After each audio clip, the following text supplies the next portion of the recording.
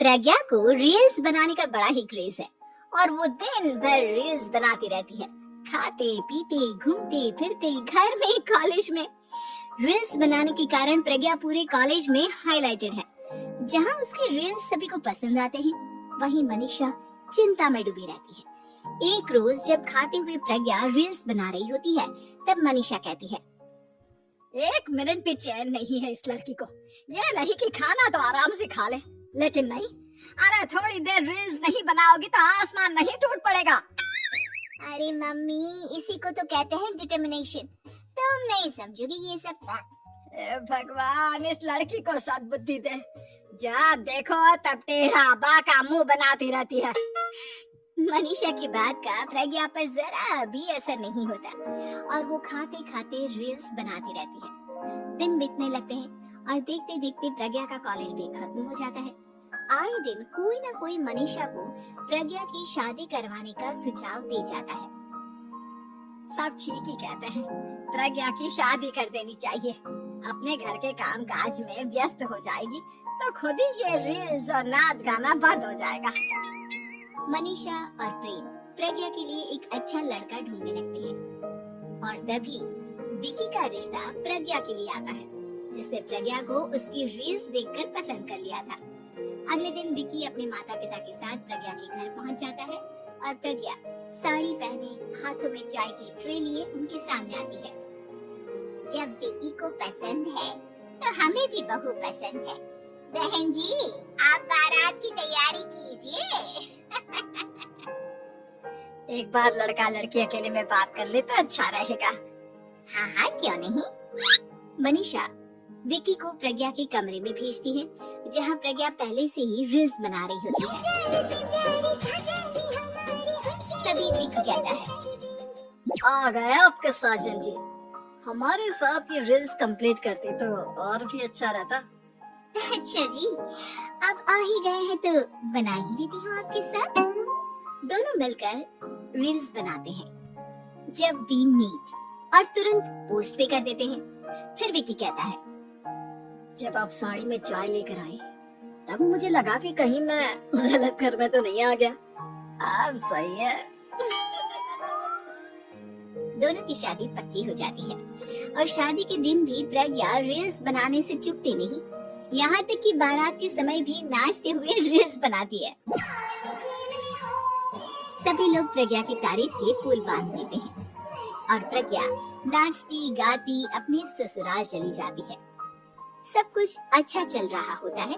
प्रज्ञा यहाँ भी दिन भर हर चीज की रील्स बनाती रहती है, लेकिन कुछ दिनों के बाद जब सुनीता कहती है, बहू, ये रील्स के साथ साथ कुछ काम भी कर लिया करो। वैसे तुझे और क्या क्या बनाना आता है? मम्मी जी, वैसे तो सब कहते हैं कि मैं सब कुछ अच्छा बनाती हूँ, लेकिन मुझे लगता है कि मैं मैगी अच्छा बना लेती हूँ। हाँ, कॉफी भी अच्छा बना लेती हूँ और मुंह तो सबसे अच्छा बना लेती हूँ।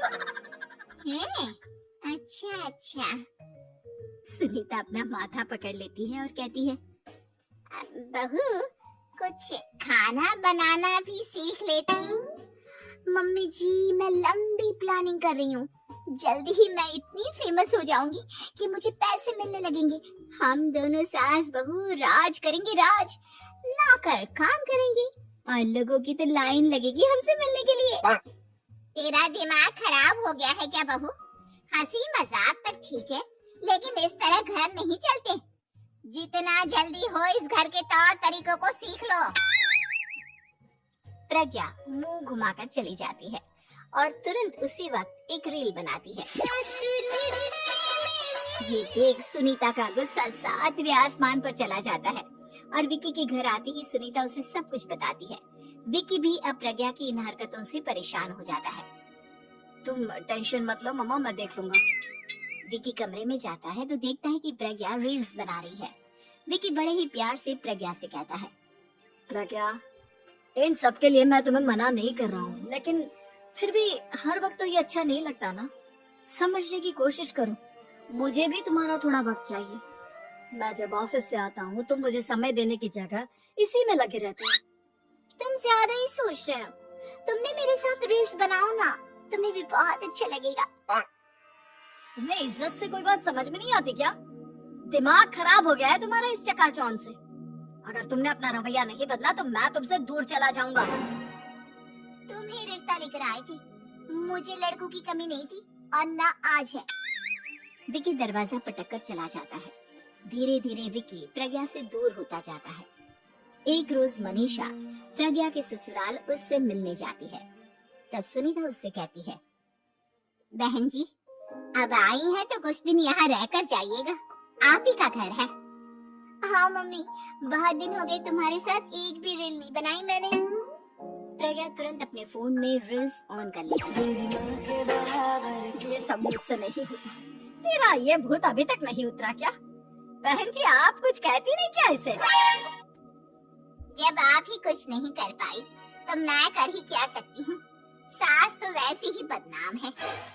शाम को घर की लाइट चली जाती है और मनीषा प्रज्ञा से कहती है, मेरे घुटनों में बहुत दर्द हो रहा है, तू लाइट का कुछ इंतजाम करना बेटा।